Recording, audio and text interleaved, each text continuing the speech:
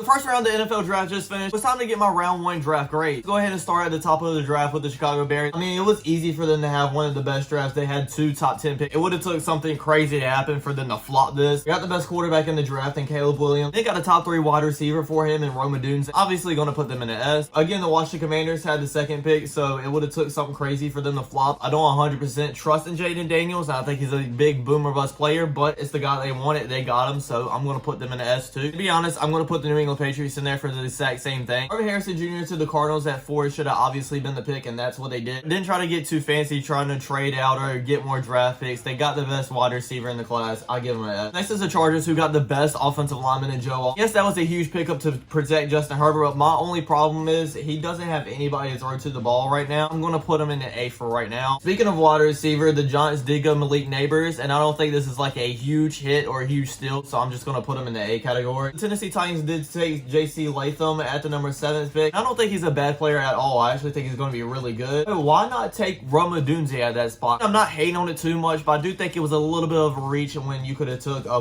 wide receiver that would have probably been a better pick, so I'm going to put him in a B. Oh my god, I don't know what network y'all were watching the draft on, but I was watching NFL Network, and when Ian Rappaport came on before the pick and said that Michael Penix Jr. could be the pick here, I was absolutely mind blown that he even said that. I was like, there's no way in heck they're going to take a quarterback here, and darn if they didn't, we're going to put them in D. I have the Atlanta Falcons here, who are in prime position to win their division and be in the playoffs. It's like an 85 to 90% chance you're going to be in the playoffs, so you're trying to build your team now. You're in one of the weakest divisions in football. Instead, you decide to draft for the future, like 4 years down the road. Even the fact that Michael Penix is 24 years old, he's going to be 28 before he even gets to play if he stays in Atlanta. Next is the Vikings with J.J. McCarthy. I would have hated if they would have traded in like that top 5 pick to draft him, because I don't think he's worth a top 5 pick, but falling to number 10 and they take him, it's not too terribly bad. And also they got one of the best defensive players in Dallas Turner as well, easily at S. It's got their offensive tackle in Fashiono at the number 11 spot, so I'm going to put him in A. Props to them for not trying to take the more flashier move. Broncos took Bo Nix at the number 12 spot, and I actually really like this pick. Seen a lot of people not liking Bo Nix, but honestly, I think he's one of the best quarterbacks in the draft. I personally would have drafted him over J.J. McCarthy, but I could see why you draft J.J. McCarthy over him as well. I'm actually going to put him in the A spot, to be honest. Next, the Raiders took Brock Bowers, and I don't necessarily hate the pick because this is easily the best player available. He should have been probably a top 10 pick. Also, I am taking into account a little bit that a quarterback didn't fall to them, so right now they're sticking with Aiden O'Connell. For right now, I'm going to put him in that B category. So the New Orleans Saints took Fuaga, easily the best offensive lineman on the board right there. I'm going to put him in that B category. I don't think it was like a huge steal or anything, but it was a good pick. The Colts had the number 15 pick, and up to this point, no defensive players were drafted. So they got who they felt like was the best defensive player. Latu being selected at the number 15 spot is a huge steal anyway, so I'm going to put him in that A category. Again, with the Seattle Seahawks, another huge defensive player fell to them, so I'm going to put him in A as well. The Cincinnati Bengals needed help in the trenches, either if it was offensive line or defensive line. They did take Mims, so I think that's a pretty solid pick. I'm going to put him in B. The LA Rams picked Jared Verse, and yes, I do think he's going to be a really good player. I think it was a little bit of a reach, though. I'm not hating on the pick necessarily, but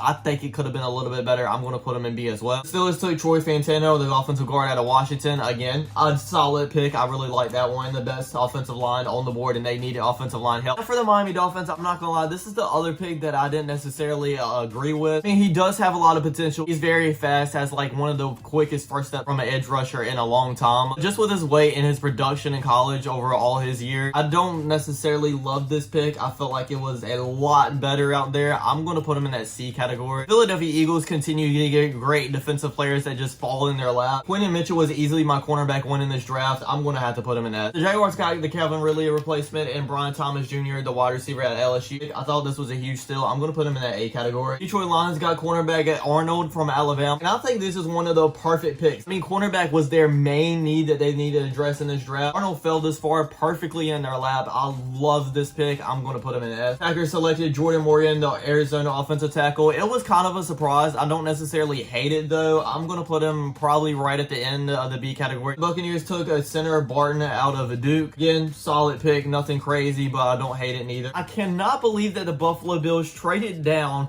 with the Kansas City Chiefs out of all people to give Patrick Mahomes another weapon. For the draft, I thought Worthy could have been a bust depending on where he lands, but I mean, with Patrick Mahomes, I don't think he's going to be one now. It's going to take a lot for him to be a bust, so I'm going to put him in that A category. Since the Cowboys selecting Tyler Gott, the offensive tackle, I'm honestly going to put him in a C. I felt like they could have did better, specifically taking a wide receiver there. I thought it was kind of a reach. Also did a lot of film watching on Nate Wiggins. Let me tell you guys, I was very impressed by him. I had him as my second best cornerback in the draft, and for him to fall all the way to the number 30th pick, only problem I have with it is because I don't think they necessarily needed a cornerback, but I mean, since he fell, I don't mind him taking it whatsoever. I'm putting him in S. And honors took wide receiver Ricky Parcell out of Florida. I did think it was a lot better wide receivers out there. I don't necessarily hate the pick for it, but I do think they could have got somebody else better. I'm going to put him in that C. And then for my Carolina Panthers, they drafted up into the first round to take Xavier Legette. Honestly, would have taken Adonai Mitchell, but I mean, Xavier Legette, I guess I don't hate it if that's the guy they really want, and it seems like it throughout the whole entire draft process. So we're going to put him in the middle of BT. The Bills, Browns, and Texans didn't have a pick in the first round, so we're not going to grade these other two, but I do want to grade the Bills trade. The only way the Bills could have really done this is if they were okay drafting a multitude of wide receivers. They just said, hey, let's move back into the second round, gain some more draft capital, and we can still get one of the wide receivers we really like. Still though, I didn't necessarily love it. I'm going to put them in the C category. And that's my first round grades, everybody. After all 7 rounds are done, we will come back and do full draft grades for every team. Thanks for watching, everybody. I hope you enjoyed. Don't forget to like, comment, subscribe, and I'll check you guys out next time. Peace.